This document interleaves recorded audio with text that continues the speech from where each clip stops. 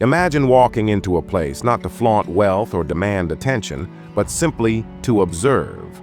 Now imagine being judged, dismissed, and forced out, without anyone realizing that you hold the very power to change their future.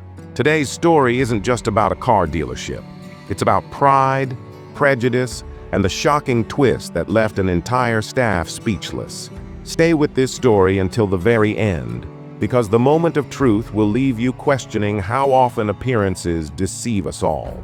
The morning sun spilled across the polished glass of one of the most prestigious car dealerships in town, a place where luxury vehicles gleamed under spotlights and customers were greeted with practiced smiles. The dealership manager, a man known for his sharp suits and sharper tongue, paced across the showroom floor, ensuring that every car sparkled and every salesperson stood ready to impress. He took pride in appearances, in catering to the right kind of customers who looked the part of success. That same morning, a man quietly approached the dealership doors. His clothes were simple, his shoes worn, and his presence carried no air of wealth or importance. To the casual eye, he seemed ordinary, perhaps even out of place in a showroom designed for those who flaunted affluence. But inside, the man carried a quiet strength, a deep knowledge, and a purpose no one there could have imagined. The receptionist barely looked up when he entered, her smile reserved for others she deemed serious buyers. Instead, eyes darted toward him with silent judgments, subtle but sharp. And as he took his first step toward the rows of cars, the manager's expression shifted from professionalism to irritation. In that single moment, the stage was set, not for a routine transaction, but for a revelation that would shake the very foundation of the dealership. The manager's eyes lingered on the man as if he were a stain upon the showroom floor. The polished atmosphere, carefully crafted to project luxury, suddenly felt disrupted. Instead of a potential client, the man was seen as a nuisance, someone unworthy of attention. Salespeople who normally swarmed new arrivals remained rooted in place, their hesitation revealing an unspoken rule. This was not the kind of customer they wanted to serve. The black man, however, walked slowly past the rows of gleaming cars, pausing thoughtfully as if he could see beyond the chrome and glass into the very essence of each vehicle. His hands brushed gently against the surface of one car, not in longing, but in evaluation. The gesture unsettled the manager, who interpreted it not as curiosity, but as audacity. In hushed tones, two employees whispered, their eyes flicking toward him with amusement and skepticism. Every second he lingered, the invisible weight of their prejudice grew heavier. The man remained calm, seemingly unaffected by the silent storm swirling around him, yet his presence challenged their perceptions in ways they could not yet understand. The manager's jaw tightened. To him, this was no client. This was a distraction, an interruption to his carefully orchestrated world of exclusivity. He made his way toward the man, every step fueled by the certainty that he needed to remind this visitor of where he stood. The manager stopped just a few feet away, his presence commanding, his posture rigid. With crossed arms and a sharp glare, he placed himself between the man and the luxury cars, as though standing guard over treasures meant for others. His voice, though calm in tone, carried an edge of dismissal. He asked curt questions about why the man was there, questions wrapped not in genuine interest, but in quiet accusation. The man met his gaze with quiet dignity, neither defensive nor aggressive. His steady composure contrasted sharply with the hostility aimed at him. To the manager, however, this calmness only reinforced the assumption that the visitor did not belong. Around them, the dealership grew quieter. Employees pretended to busy themselves with paperwork, yet their eyes remained fixed on the unfolding scene. Some smirked, others looked away in discomfort, but no one intervened. The manager, convinced of his authority, gestured toward the exit.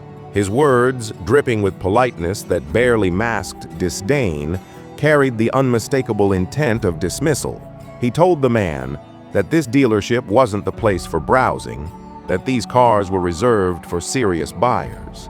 His tone reduced the man's presence to an inconvenience, and yet, beneath that cold exterior, a storm was brewing, one that would soon upend everything the manager thought he knew about power, ownership, and respect. The moment of dismissal was sharp, final, and humiliating. The manager physically turned his body toward the door, guiding the man as though escorting him out of a place where he had trespassed. With each step closer to the exit, the unspoken message grew louder. "You do not belong here." The black man moved with measured steps, his calm demeanor unshaken by the weight of rejection. His silence spoke louder than any protest, his eyes carrying a depth that unsettled even those who judged him.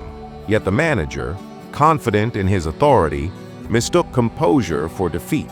He believed he had maintained the prestige of his showroom, reinforcing the invisible barrier between those deemed worthy and those deemed unworthy.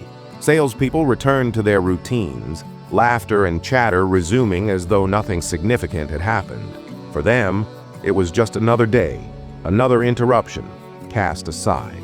Yet beneath the surface, something irreversible had been set in motion. The man paused briefly at the doorway, his hand resting on the glass frame, as though marking this moment for memory. His gaze swept across the showroom, not in resentment, but with a vision only he could see. And then he stepped out into the sunlight, leaving behind an atmosphere thick with misplaced pride and ignorance. Little did they know, the man they had dismissed so easily held the power to reshape their futures and the entire dealership with a single decision. Hours later, the dealership buzzed with anticipation. Rumors had spread that the company's ownership had shifted, that someone new was taking charge. The staff gathered nervously, polishing cars and straightening ties, their minds racing with curiosity about the mysterious new owner. The manager, in particular, felt both eager and anxious. He imagined a wealthy investor, someone whose values mirrored his own, someone who would applaud the exclusivity he had so carefully maintained. The doors opened, and silence swept the room. Walking in with the same quiet composure as before was the very man they had dismissed. His steps were steady, deliberate, and unhurried, yet every eye followed him in disbelief. The room seemed to tilt, reality bending against the weight of recognition. Whispers spread like wildfire. Could it be true? Was this man, the one who had been ushered out only hours ago, the new owner of everything they stood in? The manager's confident smile faltered. His chest tightened, his throat dry, as the truth pressed down on him. Papers confirmed it. The dealership, once his domain of control, now belonged to the man he had disrespected without a second thought. The quiet dignity of the new owner now carried undeniable authority, and with it came the silent, powerful reversal of every assumption made earlier that day. The atmosphere in the dealership shifted instantly. Where once there had been arrogance and dismissal, there was now unease, shame, and regret. Employees who had ignored the man earlier now stood straighter, their eyes filled with a mixture of fear and respect. The receptionist who had withheld her smile now forced one nervously, as though to rewrite her first impression. But the manager stood frozen, his mind unraveling. Each second felt like a spotlight exposing his prejudice, magnifying the choices he had made. He replayed the scene in his mind, his sharp tone, his dismissive gestures, the arrogance with which he had escorted the man out. Now every detail turned into a mirror, reflecting his own failures. The new owner surveyed the room, his gaze steady and unyielding. There was no gloating, no visible anger, only a quiet strength that carried more weight than any shouted reprimand. His presence alone demanded accountability. The manager's authority crumbled in silence. He stood not as a leader, but as a man caught in the very snare of his own pride. And while no harsh words were spoken, the consequences of his actions hung heavily in the air, promising change not only in management, but in the culture of the dealership itself. In the days that followed, the dealership transformed. No longer was it a place of exclusion, but one of opportunity and fairness. Policies shifted, attitudes softened, and the weight of the revelation continued to shape the actions of every employee.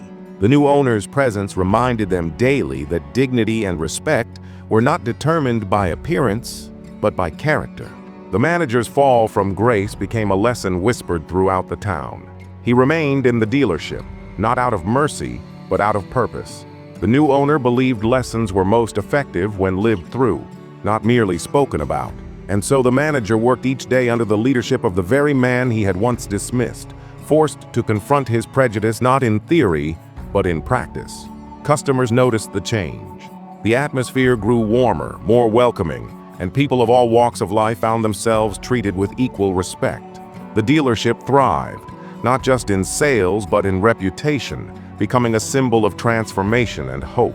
And at the center of it all stood the man who had once been underestimated, proving that dignity and perseverance could outshine arrogance and prejudice.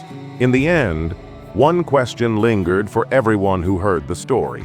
How many opportunities for kindness and respect are lost each day, simply because we fail to see beyond the surface? Stories like this remind us how dangerous it is to judge someone by appearance. If this story moved you, hit the like button, subscribe for more powerful stories, and share this video so others can learn from it too. And tell me in the comments, have you ever been underestimated only to prove people wrong?